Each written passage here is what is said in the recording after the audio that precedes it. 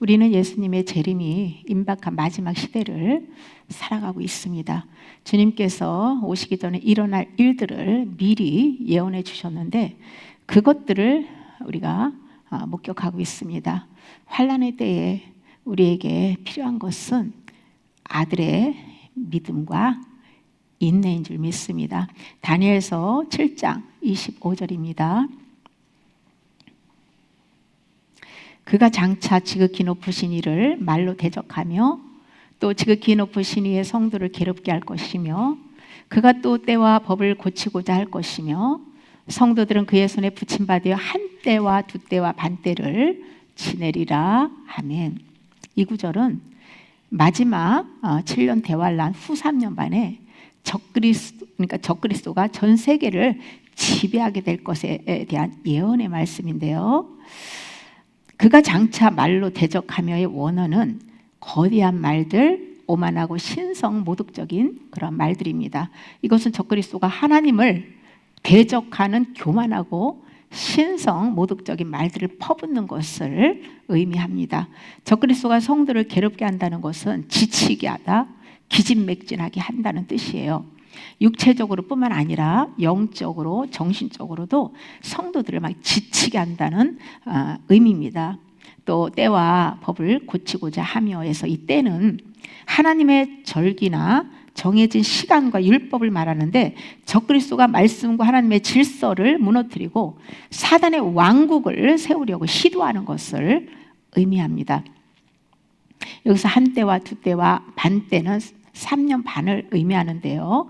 요한계시록과 비교해 볼 때에 7년 대환란 중 적그리스도가 통치하는 후 3년 반을 가리킵니다. 적그리스도는 하나님을 말로 대적하며 그리스도인들을 박해하고 하나님이 정한 법과 질서를 바꾸려고 하고 후 3년 반 동안 성도들을 지배하게 된다는 예언의 말씀입니다.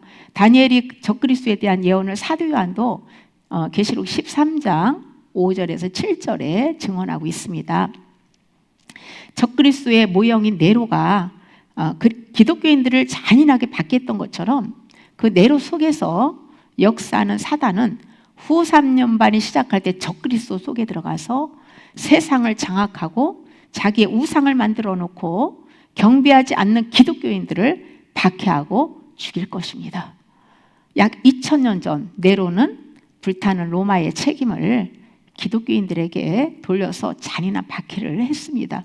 짐승의 가죽을 입혀서 개에게 찢겨 죽게 하고 사자의 먹이로 던지고 또 불에 태워가지고 정원의 등불로 삼고 사자밥이 되게 하고 십자가에 못 박아 그렇게 잔인하게 죽였습니다. 그렇게 네로 속에 역사하는 그 사단은 그 황제의 권력으로 기독교인들을 말살하려고 했지만 실패했죠. 왜냐하면 하나님이 허락한 기간 동안 그 범위 안에서만 기독교인들을 연단하도록 그렇게 예정하셨기 때문이에요. 적그리스도는 사단과 합일된 사람입니다. 속사람은 사단이고요. 겉모습은 아주 그리스도의 모습을 양의 탈을 일이죠. 그리스도로 딱 천사처럼 가장을 하고 전 세계를 지배하게 될 것입니다. 적그리스도가 세상을 지배하고 성도들을 박해할 때에 우리는 어떤 믿음의 자세로 살아가야 할까요? 첫째, 그리스도인들이 당하는 박해는 이미 하나님이 예정하신 것입니다. 하나님께서 구원하시는 섭리는 고난 가운데서 연단받아 아들의 형상으로 빚으시는 것이에요. 아직 7년 대환란 후 3년 반 적그리스도가 다스리는 시대는 오지 않았죠. 그러나 지금 하나님의 뜻을 이루기 위해서 발빠르게 움직이고 있는 것을 볼 수 있습니다. 환난 전에도 사단은 사람들 속에 들어가서 말로 신성을 모독하며 하나님을 대적하고 거짓 가르침으로 영혼들을 지금도 영혼 사냥을 하면서 영혼들을 지옥으로 병들게 하고 끌고 가고 있다는 것이죠. 악의가 눈에 보이지 않게 성도들을 지치게 하는 그 시대적 흐름 속에서 깨어서 말씀과 기도로 대응해야 합니다. 하나님의 법과 질서를 왜곡하는 그 흐름에 우리는 타협하지 말고 자아를 부인하고 날마다 성령을 따라 살아야 합니다. 만사 하나님의 때는 정해져 있고 하나님의 주권은 여전히 유효함을 믿고 주님을 바라다보고 인내해야 합니다. 계시록 13장 7절, 또 권세를 받아 성도들과 싸워 이기게 되고 각 족속과 백성과 방언과 나라를 다스리는 권세를 받으니 아멘. 적그리스도가 전 세계를 다스리는 권세를 받은 것은 하나님께서 42달, 즉 3년 반 동안 일시적으로 허용했다는 것이죠. 이것은 하나님의 주권 아래 제한된 그런 권세예요. 적그리스도가 성도들과 싸워서 육체적으로 세상적으로는 이기지만은 영혼은 이길 수가 없죠. 성도들은 소유를 다 잃고 목숨까지 잃게 되는 상황에 처하지만은 영혼만큼은 더 깨끗하고 정결하게 돼서 담대한 믿음으로 그리스도의 성품으로 온전히 세워져 가고 있는 것이죠. 적그리스도가 성도들을 박해할 수 있는 권세를 받고 다스릴 때 교회를 무너뜨리고 진리를 짓밟고 성도들을 이기는 것처럼 보이지만은 그 기간은 하나님께서 딱 3년 반만 허락했다는 거예요.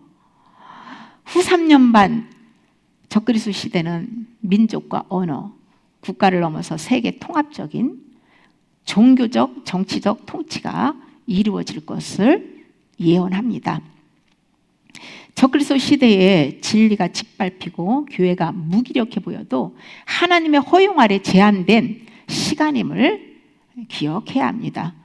하나님께서 대환란을 허락하시고 적그리스도에게 넘겨주신 것은 성도들을 연단하고 정결하게 하기 위한 하나님의 섭리적인 허용이에요. 적그리스도는 그 권세, 이 권세, 적그리스도의 권세는 하나님께서 주권적으로 허용하신 거예요. 영원한 지배가 아니라 후 3년 반 또는 1260일 또는 42달 이렇게 정해진 기간 동안이라는 거예요. 하나님은 대환란과 적그리스도를 도구로 성도들을 연단하여 정결케 하려는 그런 목적이 있습니다. 그러니까 믿지 않는 불신자들은 더 악하게 되고 믿는 성도는 더 정결케 되는 그런 기간이죠.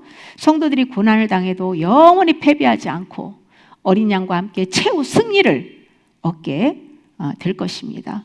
우리가 지금 겪는 신앙의 핍박이나 세상과의 갈등은 영적 전쟁인 일부죠.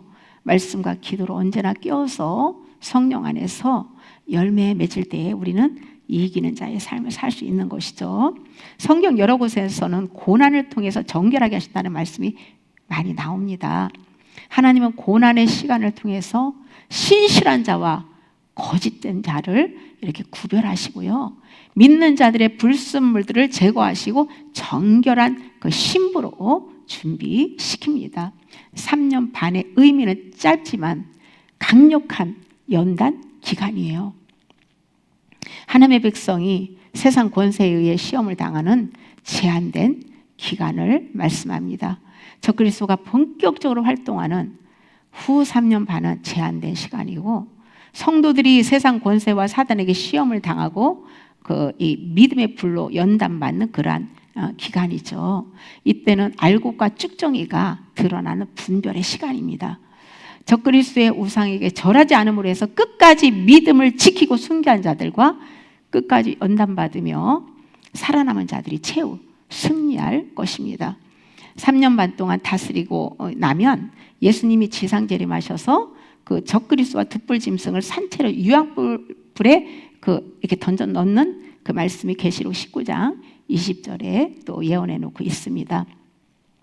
우리는 지금부터 고난 가운데 연단받으며 정결케 되어서 끝까지 믿음을 지키고 주님을 더 깊이 신뢰하고 믿음의 반응을 해야 될 줄 믿습니다.